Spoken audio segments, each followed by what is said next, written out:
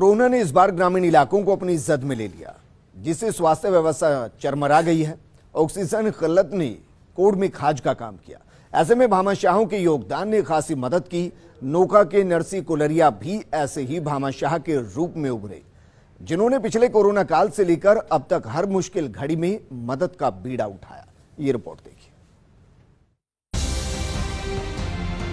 कहते हैं परहित सरिस धर्म नहीं भाई। कोरोना की चुनौती के बीच नरसी कुलरिया परिवार ने तो मानो इस उक्ति को आत्मसात कर लिया है। फिर चाहे पिछले कोरोना काल में मजदूरों को स्पेशल ट्रेन से लाने की बात हो या सीएम राहत कोष में लाखों रुपए के सहयोग की, नरसी परिवार लगातार जनसेवा में जुटा हुआ है। उनके भाई भंवर और पूनम कुलरिया भी इसी सेवा में साथ बने हुए हैं। इसी के साथ अब Narsi interior infrastructure private limited के CSR के तहत गांव में हॉस्पिटल की इमारत बनवा रहे हैं। ये शुरुआत हमारे पिताजी सन दुलाराम जी कुलरिया, आज हम जो भी कर रहे हैं ये हम संस्कार हमारे पिताजी से सीखे हैं। उन्होंने पिछले 40 साल तक आज यहाँ अड़ोस पड़ोस के गांव में उनकी सबकी सेवा, और हम छोटे छोटे थे हमने उनसे सीखी। लेकिन अचानक ये शायद ये 100 साल का ये कोरोना जो कोविड जो अटैक किया, लास्ट ईयर हम यहाँ थे, 1 साल पूरे थे। 1 साल में जाने के बाद वापस मुंबई गए पैन इंडिया में, क्योंकि यहाँ से हमारे कंपनी में 10 से 15 हज़ार एम्प्लॉय काम करते हैं।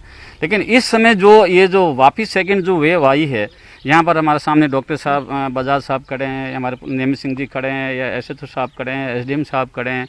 हमें इनका इतना सपोर्ट था, इनका सपोर्ट है कि बराबर जब कोविड हिट हुआ था उसके पहले हमारी डिज़ाइनिंग शुरू हो गई थी। अब कंस्ट्रक्शन भी 50% हो चुका है। तो हमारा एम यही है कि इसको जल्द से जल्द शुरू किया जाए और यहाँ की जो प्राइमरी हेल्थ केयर फैसिलिटी है वो लोगों को दी जाए। नरसी कुलरिया की अगुवाई में ऑक्सीजन कंसंट्रेटर और ऑक्सीमीटर उपलब्ध करवाए गए। इस मौके पर Nokha SDM Sita Sharma, DSP name Singh, CI ईश्वर और ब्लॉक CMHO श्याम बजाज समेत अन्य अधिकारी मौजूद रहे। यही अपील करूंगी कि भी है ना, ज़्यादा से ज़्यादा कंसंट्रेटर दे और ताकि लोगों के काम आ सके। नरसी जी ने बराबर लगातार हेल्थ के लिए काम करते रहे हैं।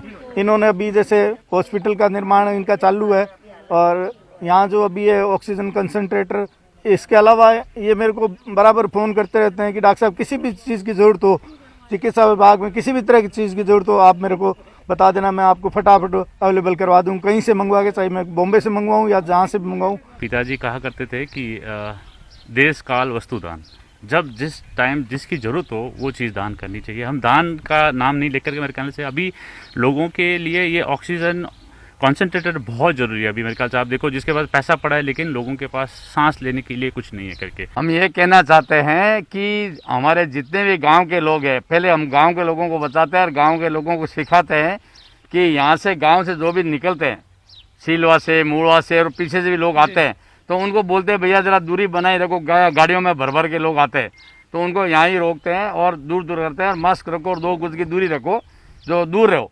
और यहाँ हम लोग अभी गांव में रह रहे हैं, तीनों भाई मिलके अच्छी तरह से, और लोगों की सेवा भी कर रहे हैं। नरसी जैसे भामाशाह ग्रामीण इलाके में अपनी जड़ों से जुड़े हैं, साथ ही अन्य लोगों को भी प्रेरणा दे रहे हैं कि मुश्किल घड़ी में मदद करेंगे तो हमारा देश कोरोना से ये जंग जीत लेगा।